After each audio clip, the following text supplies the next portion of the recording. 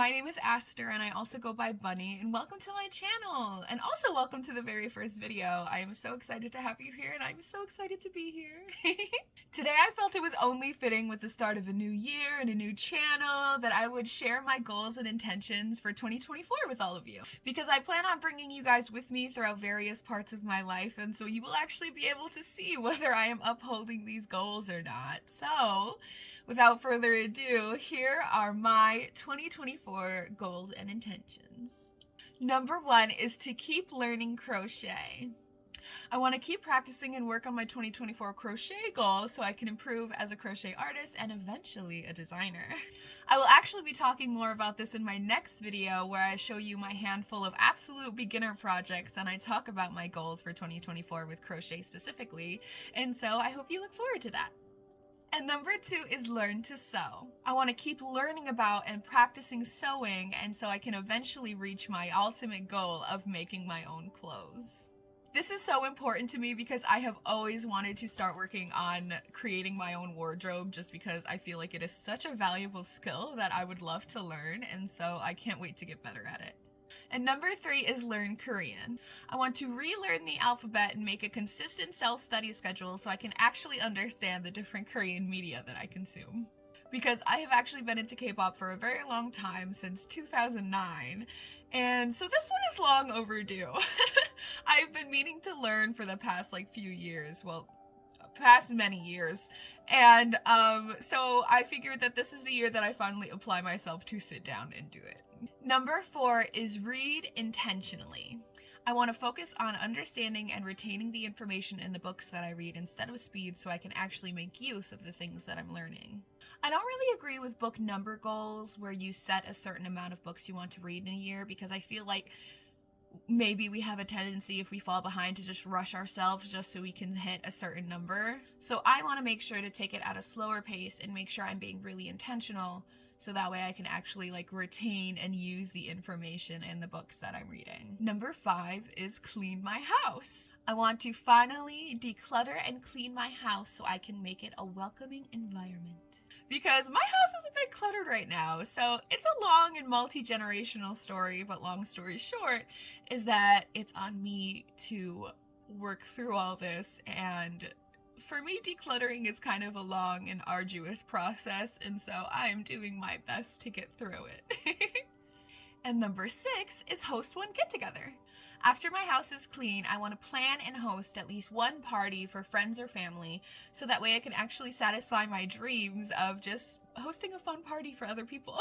I have always wanted to do this. I think it would be so fun to have a little movie night or a little themed party, just so the people in my life can enjoy themselves for a night.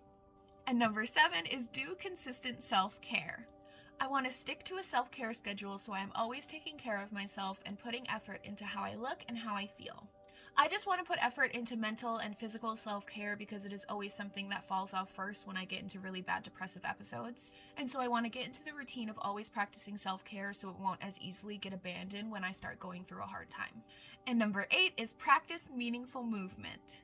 I just want to find a type of movement or exercise that I like so I can move my body and feel good, because that is something that is really important to me as someone with chronic pain. Number 9 is so fun. It is stick to my budget. I want to adhere to the guidelines that I've set myself for my low/slow buy year, so that way I can save enough money for unemployment and also fix my impulse shopping habits. I have to save up money for when I go on unemployment later on in the year, and so sticking to a budget is absolutely essential. And I also really want to stop my bad habit of shopping for dopamine, because as someone with really bad ADHD and coping mechanisms I inherited from my mother, I am very easily susceptible to that. And number 10 is journal consistently. I want to journal every day so I can always have something to look back on to help me with my poor memory and also help with emotional processing as well. I have really bad memory issues, so it's really important to me to journal consistently so I can actually recall how my year goes this year.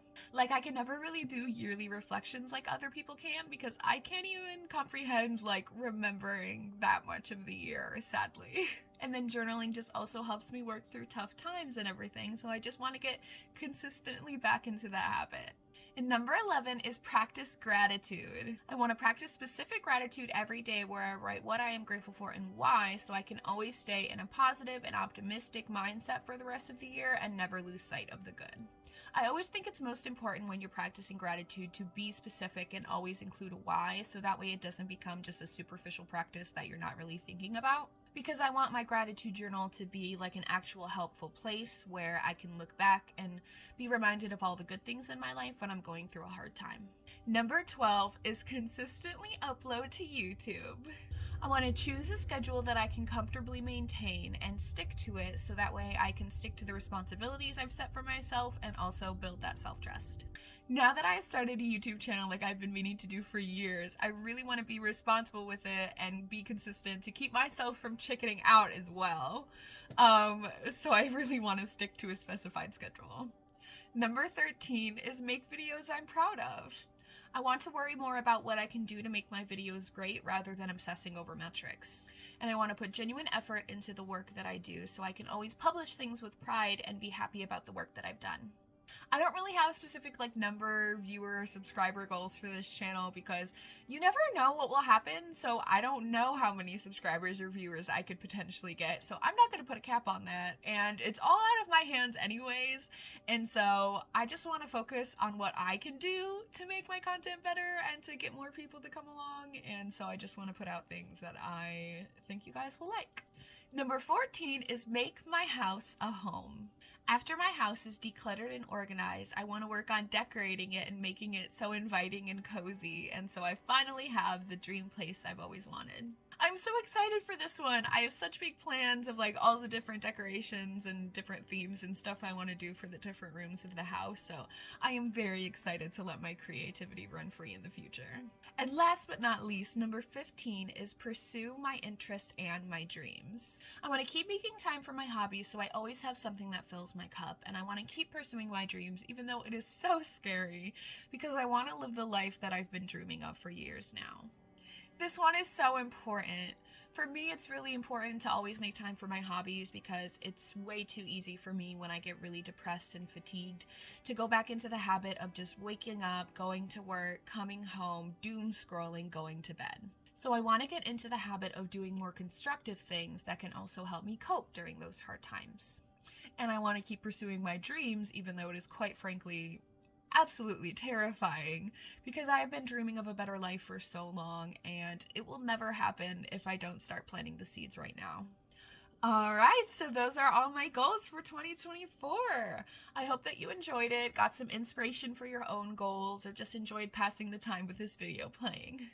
If you have any goals for the new year, big or small, I literally don't care. I would love to hear about them in the comments below, because I am so excited about having a small YouTube channel, because it means that I can actually talk to and interact with the people who watch my videos, and that is so important to me. So that is all from me for now. Thank you so much for being here, and I will see you next time. Goodbye!